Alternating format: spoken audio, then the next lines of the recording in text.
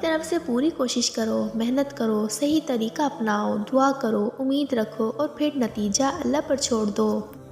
دنیا تمہیں اس وقت تک نہیں ہرا سکتی جب تک تم خود سے نہ ہار جاؤ۔ انسان کو اچھی سوچ پہ وہ انعام ملتا ہے جو اچھے اعمال پہ بھی نہیں ملتا، کیونکہ سوچ میں دکھاوا نہیں ہوتا۔ رات کی خاموشی کے آنسو کسی ضدی بچی کی طرح اپنے رب کی بارگاہ میں بات منوا لیتے ہیں اور اللہ اس لاڈلے کی بات کبھی رد نہیں کرتا۔ بازار سے سب مل جاتا ہے، ماں جیسی جنت اور باپ جیسا سایہ کبھی نہیں ملتا۔ اپنا غم ہر کسی کو مت بتائیں، کیونکہ مرہم ہر گھر میں ہو یا نہ ہو، نمک ہر گھر میں ضرور ہوتا ہے۔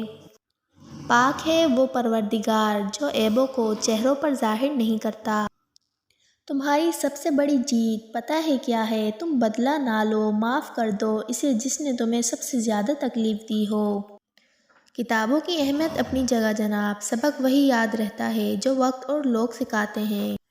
لمبی دوستی کے لیے 2 چیزوں پر عمل کرو، 1 اپنے دوست سے غصے میں بات مت کرو اور 2 اپنے دوسرے کے غصے میں کہی بات دل پر مت لو۔ جب اللہ پاک کسی دل پر اپنی محبت کا راز اتارنا چاہتا ہے تو اس کے دل کی دھڑکنوں میں اپنا اور اپنے محبوب صلی اللہ علیہ وآلہ وسلم کا ذکر طاری کر دیتا ہے۔ تو پھر سب سے پہلے اللہ کے رسول صلی اللہ علیہ وآلہ وسلم کا شکر ادا کیا جائے، جنہوں نے ہمیں رب کی پہچان کرائی۔